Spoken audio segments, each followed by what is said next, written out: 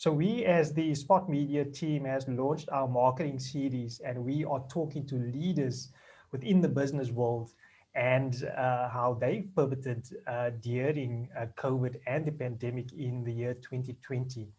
And I am so excited today to be speaking to Cindy Norcott.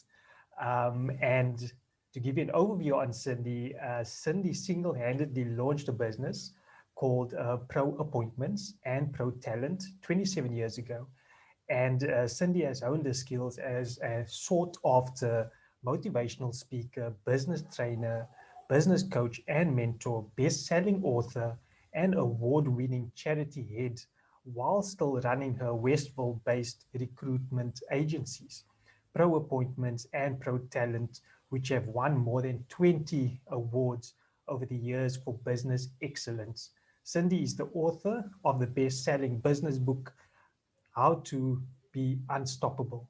Cindy has won many awards for her entrepreneurial abilities and has won the BWA Regional Achiever of the Year. Wow, Cindy, that is amazing. What an introduction. Thank you so much for joining me today. Thanks, Rushan. It's lovely to be here. And yeah, it's wonderful to share some tips and just connect with people and add some value. Thank you. Awesome, lovely stuff. So let's get straight into it.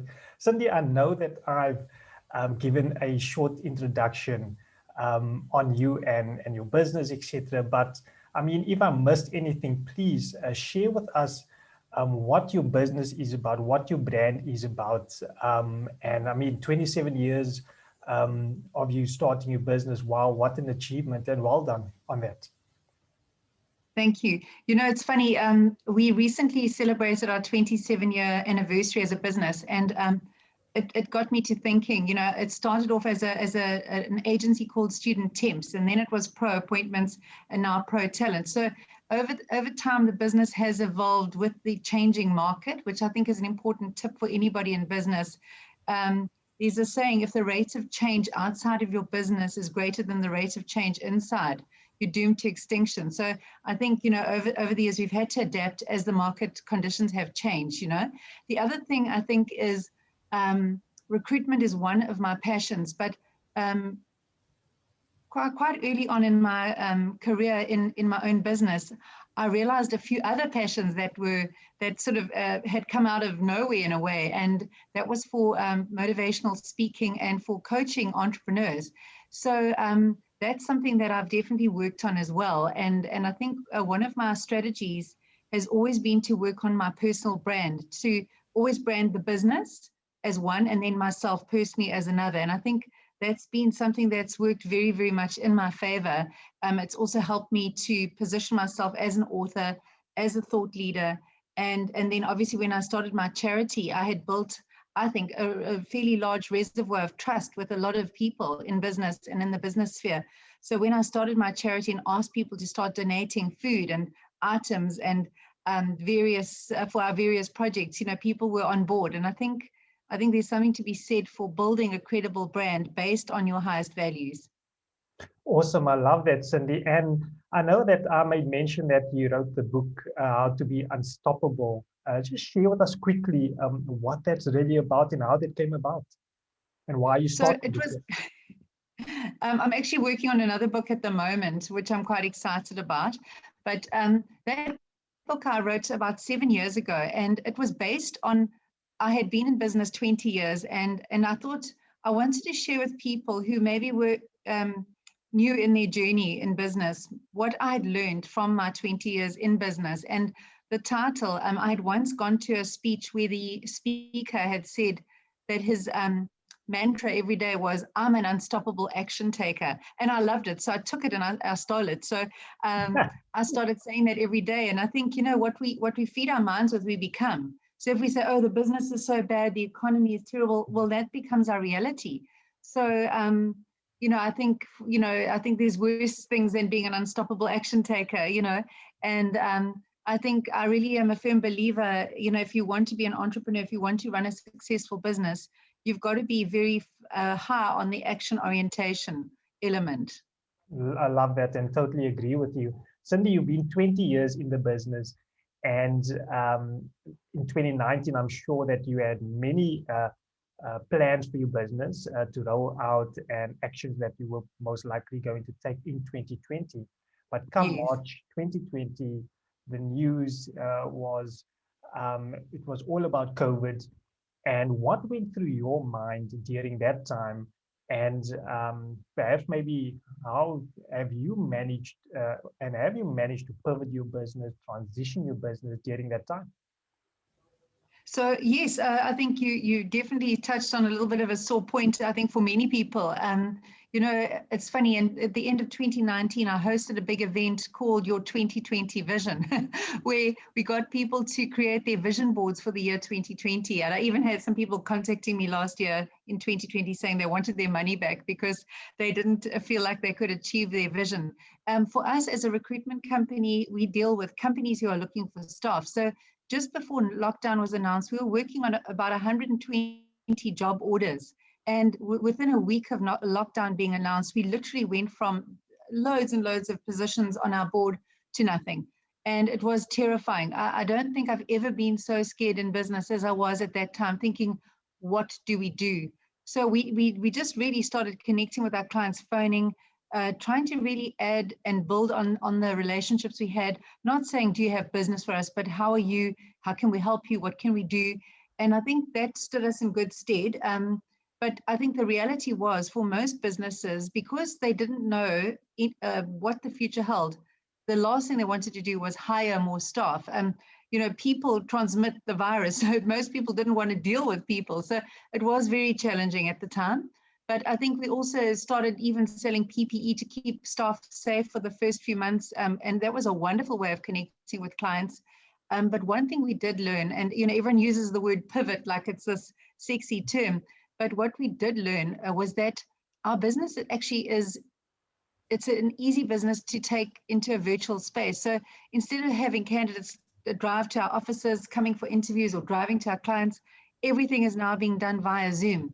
It's much more efficient. It's cost effective, and that's been an amazing win. I think that we've realized that we can provide the same service, but possibly even a bit more efficiently, more cost effectively. And as a company, we also had to do the line by line costing exercise. Is this cost necessary? How do we shave it off? How do we halve it? How do we reduce it? How do we eliminate it? So that was an important tool as well.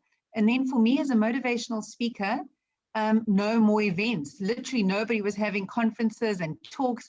But what was quite awesome was I started getting calls from people around the country saying, can you do a talk to all our clients around the country? Can you do a talk to our staff in different parts of the world? So it sort of opened a national and international market that I had never really sought out. So what it's also made me do is that how many of us up until 2019 defined our client target market by geographical barriers. And I think each one of us needs to look and say, have I actually embraced technology, and how do I make my business universal? How do I make it international?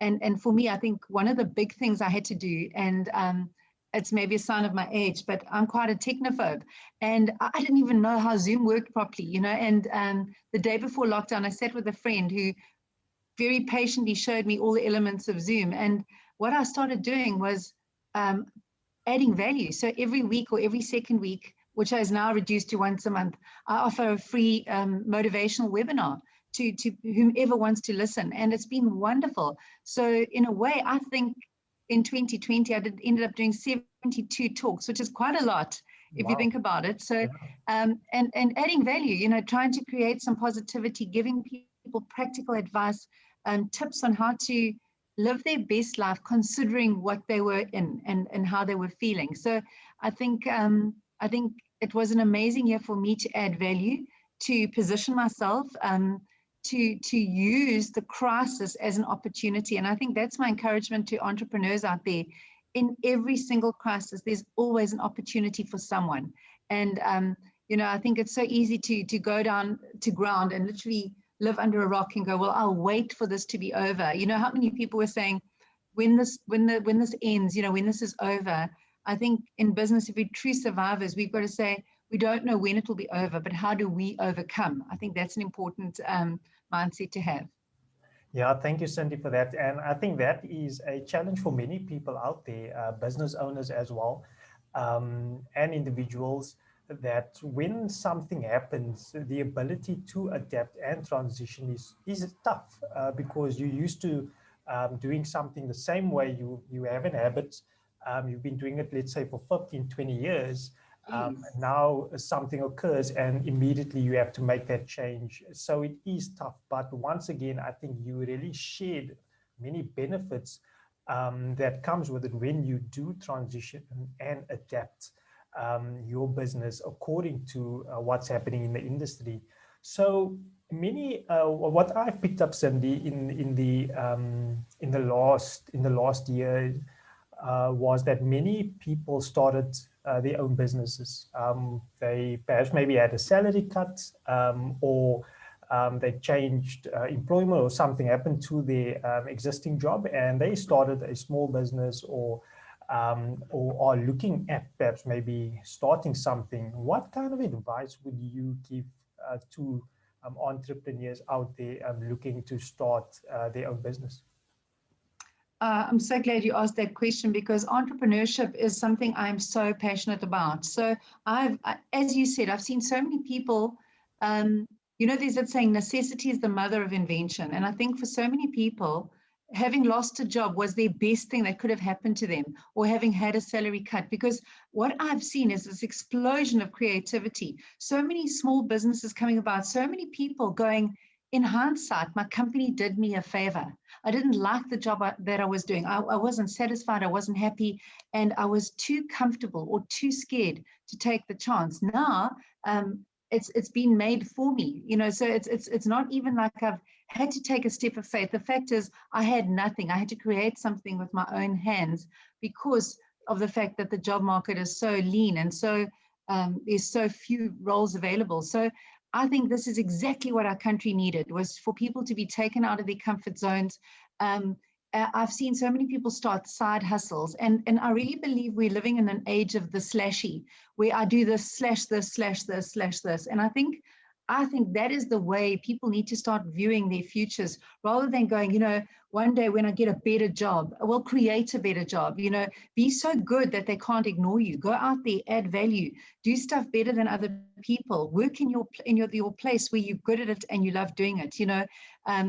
There's this Korean concept called ikigai. I don't know if you've ever heard of it, but it's an intersection of what you love doing. It's what you're really, really good at doing. It's what the world needs, and the world is also prepared to pay.